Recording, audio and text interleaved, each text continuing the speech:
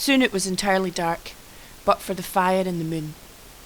The flames cast light out into the city square, throwing its corners into strange, dusky shapes. Con shivered as a cloud swept past the moon, lengthening the shadows. Leela hunched over and began to search Baccha's fur for ticks, avoiding Fred's eye. Fred looked towards the curtain of vines. They hung in the dark, a great green sweep of shadow covering the right-hand corner of the square. "What do you think's behind there?" he asked. "What do you think he doesn't want us to see?" "I don't know," said Con, "and I don't care." She'd brushed her hair in front of her eyes so nobody could see her face. "It could be an animal," said Leela. She glanced up and then away. "A panther, like in the Jungle Book." "It might be food stores," said Fred. Max sat up. "Real food?" "Why would he keep it there?" said Leela. "I was thinking, there must have been a place for storing food when this city was alive, and it's where I'd keep stores, somewhere almost invisible." Fred looked around, checking the explorer was nowhere near. "I think we should go and look." "Oh, sure, that's a great idea," said Con. "You've already made him so angry he's going to let us rot here. Why not add stealing his food? He could kill you with his bare hands, but I'm sure that doesn't worry you." "I wouldn't steal, it would be borrowing. And even then, not unless we have to." "What do you mean, have to?" "If he won't help us, we might have to find other ways." "To do what?" said Con. "To find enough supplies to start the journey to Manaus." Fred gestured around the empty city. "There's not much food here." Con was growing red. "You do know this is your fault. You said if we followed the map, we'd get home, and then the second you get here, you ruin it." "I didn't." Fred could feel his neck and cheeks flushing. "I didn't expect the map to lead to a madman with a pet vulture living alone in an ancient city. That's not something any of us could have predicted." "You promised we'd get home." "We will get home," said Fred, though he was fairly sure he hadn't actually promised that. Who was he to promise anything? But he only said, "I want to know. Aren't you curious?" "No," said Con. She swiveled on her bottom and turned her back to face him. He could see the sharp thinness of her shoulder blades poking out through her blouse. He would never find out. If he could find food, Fred thought, then it wouldn't matter what the explorer said or did. They could just get back on the raft and go looking for Manaus. If he could find food, then the chill of Con's anger and Leela's disappointment might actually be swept away. "Do what you want. I'm not going over there," said Con. "Leela?" asked Fred. Leela had been watching them argue, her head turning from one to the other, her eyes growing steadily more unhappy. "It's getting dark. He wouldn't see us. Do you want to come?" Leela hesitated. "I don't know. He trusted us." "But he doesn't now. He clearly doesn't trust us at all. He wouldn't even tell us his name." "Please," said Fred. The walls of vines hung like a threat in the corner of the city square, just to have a look. Leela stared out across the dark square. "Fine, okay, I'll come." "Thank you!" Fred jumped to his feet. "Are you sure, Con?" "Very, very sure." "Could you look after Max?" said Leela. "He's not yet figured out how silence works, really." Con agreed, though without much pleasure. Fred and Leela moved slowly across the square, feeling their way in the half-dark. In between the avenue of trees, the ground was smooth, entirely free of weeds and leaves and jungle debris, but on either side there were piles of stones, two half-ruined circular mud buildings that looked like grain stores, and shoots of growing things springing up everywhere. "What do you think this was?" Fred asked.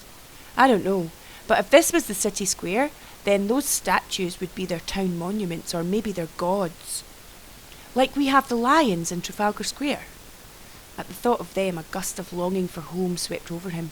"Yes, our Papa talks about them, and then everyone would live around the sides of the central avenue, or up in the jungle in tree houses. That's how I would do it anyway." "He's crazy to tell us to keep this a secret," said Fred. "It's amazing. It's not like anything I've ever seen in my life." He glanced at Leela from the corner of his eye. "He can't keep it all for himself." Leela didn't reply. She only stared fixedly ahead. There was the sound of footsteps running behind them.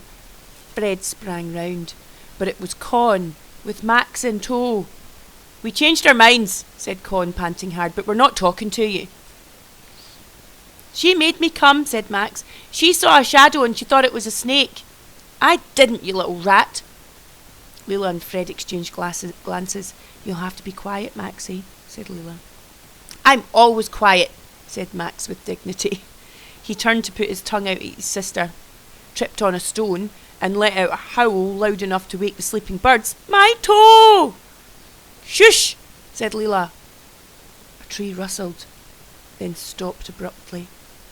Con looked around nervously. Should we go back? Fred shook his head. You can, he said. I need to see. As they approached the far end of the square, the clouds moved over the moon, sweeping black shadows over the statues' faces. They looked alive.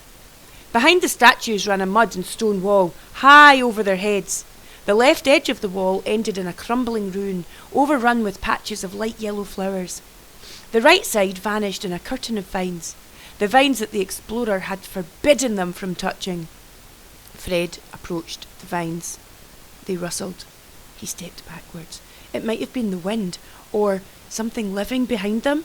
He tried not to think of snakes. He reached out and pushed a handful of vines away. Leela joined him. Behind the vines was another, thicker curtain.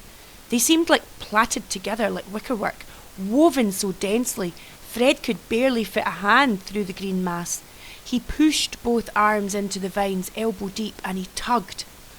There was a flash of colour amid the green. Then the vines fell back. I can see something, he hissed. Shh, said Con. What? Asked Leela. I don't know. A piece of yellow? I can't see it anymore. We'll have to cut the vines, he said. He took the knife from his pocket. No, wait, said Con. I don't know if that's a good idea. It is, said the voice over their heads, an exceptionally bad idea. Fred froze. There was a smack of shoe on stone, and the explorer jumped down from the top of the wall, landing inches in front of Fred's face, grunting as his bad leg hit the ground. He straightened up, his face rigid with fury. I asked you to stay away, he said softly. Is that so difficult? A cold dread shot through Fred. The look on the explorer's face was worse than being caned at school. I'm really sorry. Fred's tongue was suddenly dry. We just thought. You thought. You thought. Are you so grotesquely lacking in self-control that you cannot let a single idle thought pass through your minds without acting on it? We're so sorry, began Leela. Just get away from here, said the explorer. His skin radiated hot rage. Desperation was rising in Fred's blood. He could see Max shaking with fear. He stepped in front of him. We weren't going to take anything, he said. He felt the burn of the lie flood through him, and he stumbled over the words. We just needed to see. I said, go. Go. It was my fault, said Fred. It was my idea, not theirs. I don't care whose idea it was. The explorer pulled the knife from his belt. He pointed it at Fred's chest. Go to bed.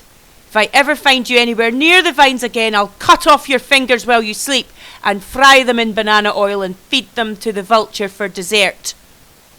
Fred turned and led the way back down the centre of the boulevard, shame pulsing in his chest.